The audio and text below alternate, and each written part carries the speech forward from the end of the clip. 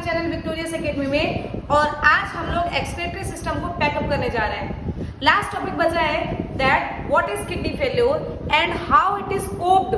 Coped का मतलब होता है कि अगर किडनी फेल हो जाए तो इसको कैसे ठीक किया जा सकता है, या एकदम किडनी फेल होने पर इंसान क्या मर ही जाता है, क्या तुरंत एक्सपायर हो जाता है।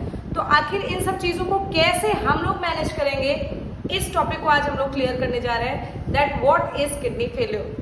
देखो मुन्ना, किडनी का काम होता है ब्लड को फिल्टर करना। अब किसी भी मेथड से आपका ब्लड फिल्टर ना हो सकता है किडनी में जो ब्लड लाता हो वहां पर कोई स्टोन आ जाए, जिसको आप लोग पथरी कहते हो हिंदी में।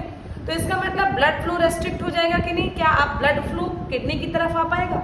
हो सकता है किडनी में ही आपका स्टोन आ जाए, हो सकता है यूरेटर में स्टोन आ जाए, कुल मिलाकर ब्लड फ्लो में प्रॉब्लम हो जाए। हो सकता है कहीं आप गिर गुड़ जाओ, कहीं एक्सीडेंट हो जाए तो किडनी डैमेज हो जाए। तो कुल मिलाकर किसी ना किसी कारण से अगर किडनी में प्रॉब्लम हो रही है तो किडनी इस प्रोसेस को हम लोग किडनी फेल्योर कहते हैं। अब अगर किडनी फेल हो गई तो क्या होगा, किडनी का काम क्या होता है बताइए, remove the nitrogenous waste from body. Nitrogenous waste human body में किस फॉर्म में होता है, बोलो भैया, यूरिया के फॉर्म में, जिसको हम लोग निकालते हैं किस फॉर्म में, यूरिन के फॉर्म में। तो अब जब किडनी अपना काम ही नहीं कर पा रहा है तो जाहिर सी बात है कि ये सब तो हमारे शरीर में एक्यूमुलेट होने लगेगा ना। और अगर नाइट्रोजनस वेस्ट हमारे शरीर में एक्यूमुलेट मीन्स एकत्रित होने लगेगा तो इसका मतलब है अब हम लोग ये हमारे शरीर के लिए फैटल है, डेथ भी कॉज हो सकती है इस रीजन से। समझ में आया भैया। यूरिक एसिड वगैरह, डेथ तो बहुत बात की चीज़ है, लेकिन यूरिया है, यूरिक एसिड है, ये सब अगर आपके शरीर में इकट्ठा होने लगेगा ना तो इस तरह के जो ज्वाइंट्स होते हैं, ज्वाइंट्स, इन सब में यूरिक एसिड जमा होने लगता है यार। इसको गाउट कहते हैं, इस बीमारी को गाउट कहते हैं। जब यूरिक एसिड आपके इन सब ज्वाइंट्स में जमा होने लगता है ना तो इस बीमारी को गाउट कहते हैं। तो ये भी एक प्रॉब्लम है भैया। हड्डी में अगर पेन हो रहा है उठते बैठते हर चीज में, तो ये प्रॉब्लम नहीं है क्या। चलो, इसके अलावा नाइट्रोजनस वेस्ट के कारण आपके बाल झड़ने लगेंगे, आपकी स्किन पिगमेंटेड हो जाएगी। तो इस तरीके के काफी कुछ प्रोसेस होने लगता है। और यार अगर ज्यादा एक्यूमुलेशन हो गया तो इंसान की डेथ कॉज हो जाती है। समझ में आया। तो ये तो प्रॉब्लम हो गई। तो इसको ठीक कैसे किया जा सकता है, तो मुन्ना इसको ठीक करेंगे हम लोग आर्टिफिशियल किडनी से। अब आर्टिफिशियल किडनी का मतलब ये ना समझ लेना कि मेटल की बनी होगी, प्लास्टिक की बनी होगी, या किसी जानवर वानवर की या किसी और की किडनी लगा दी गई। ये मतलब नहीं होता। आर्टिफिशियल किडनी का मतलब होता है एक ऐसी डिवाइस जो किडनी की तरह आपके ब्लड को फिल्टर करे। समझ में आया। तो वो डिवाइस क्या है, वो डिवाइस है डायलिसिस। डायलिसिस प्रोसेस के थ्रू बहुत तरीके से हम लोग अपने ब्लड को फिल्टर करके काफी लंबे समय तक सर्वाइव कर सकते हैं। नहीं तो भैया बेस्ट सॉल्यूशन तो आपका है किडनी ट्रांसप्लांटेशन। किडनी ट्रांसप्लांट करा के भैया ठीक हो सकता है, लेकिन it is not the easiest task because kidney ही नहीं मिलती समय पर। किडनी अगर मिल गई तो फिर ब्लड नहीं मैच करता, पहली बात तो डोनर ही नहीं मिलता यार, और डोनर मिल जाए तो बहुत कुछ मतलब प्रॉब्लमेटिक होता है। तो इस तरीके से हम लोगों को समझ में आया कि किडनी एक वाइटल ऑर्गन होता है गाय के लिए, सर्वाइवल के लिए। बहुत सारे फैक्टर होते हैं, जैसे इन्फेक्शन होता है, इंजरी होता है, रेस्ट्रिक्टेड ब्लड फ्लो होता है। ये सारे के सारे kidney blood flow to kidney reduces the activity of kidney, मतलब जो किडनी का काम होता है उसके काम को रोक देता है।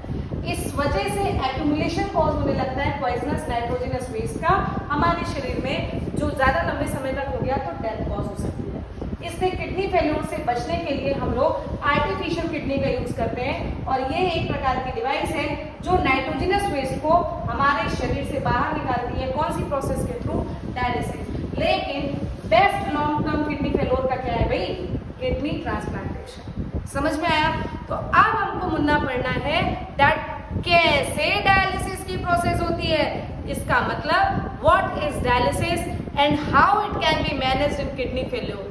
तो अब हम लोगों को लेना है, मतलब स्क्रीनशॉट लेना है, और हम लोगों को अब पढ़ना है about what is dialysis. So please take screenshot, thank you so much. अब हम लोगों को पढ़ना है that what is kidney haemodialysis, या फिर now study about haemodialysis. The hemodialysis is the process by which we filtered the blood artificially. इसका मतलब ये होता है कि अगर किडनी फेल हो गई तो अब हम लोग अपने ब्लड को फिल्टर कराएंगे आर्टिफिशियली। ये तो डिपेंड करता है भैया किडनी कितने % डैमेज हुई है। एक किडनी डैमेज हुई है, दोनों किडनी डैमेज हो गई है, तो भाई फिर उसी हिसाब से 7 दिन, 3 दिन, 1 महीने में, 15 दिन में, इस तरीके से हीमोडायलिसिस के लिए आपको बुलाया जाता है। क्लियर हुआ मुन्ना? तो haemodialysis is the procedure which is used for cleaning the blood. Clear? Which is used for cleaning the blood of a person by separating the waste substance from it. मतलब उस पर्सन के blood से वो जो waste product है जिसको kidney filter कर रहा था, अब उसको डायलिसिस प्रोसेस सेपरेट कर देगी। तो हुआ ना एक प्रकार का artificial kidney. Process is known as dialysis. Clear? अब इसमें मुन्ना इस तरीके का एक चैम्बर होता है जिसमें इस तरीके से उसको डिवाइड करने के लिए सेलेक्टिवली परमेएबल मेम्ब्रेन लगी होती है। ठीक है? ये चैम्बर के अंदर कुछ फ्लूइड भरा होता है जो सेम हमारे ब्लड के जैसा होता है। सेम जो ब्लड प्लाज्मा का कंसंट्रेशन होगा, जैसे उसमें ग्लूकोज है, उसमें वाटर है, उसमें अमीनो एसिड है, उसमें सब कुछ है। तो इसके अंदर हम लोग वो फ्लूइड भरेंगे जो सेम हमारे ब्लड का है एक्सेप्ट नाइट्रोजनस वेस्ट। अब यार अगर इसमें भी नाइट्रोजनस वेस्ट डाल दिया तो फिर फिल्ट्रेशन का फायदा क्या? तो इसमें हम लोग सेम एज ब्लड प्लाज्मा लेंगे लेकिन उसमें नाइट्रोजनस वेस्ट नहीं लेंगे, क्योंकि नाइट्रोजनस वेस्ट को ही हमको फिल्टर करना है हमारे ब्लड से। ठीक है? तो ये चैम्बर कहलाता है डायलाइजिंग चैम्बर, और इसके अंदर जो फ्लूइड भरा होता है उसको कहते हैं डायलाइजिंग फ्लूइड। ठीक? तो देखिए इस प्रोसेस में एक डायलाइजिंग चैम्बर होता है जिसमें खूब सारी ट्यूब्स लगी होती हैं जो कि सेमी परमेएबल या फिर सेलेक्टिवली परमेएबल मेम्ब्रेन कहलाती हैं, और इसके अंदर भरा होता है डायलाइजिंग फ्लूइड जिसके अंदर वो सस्पेंडेड रहती है।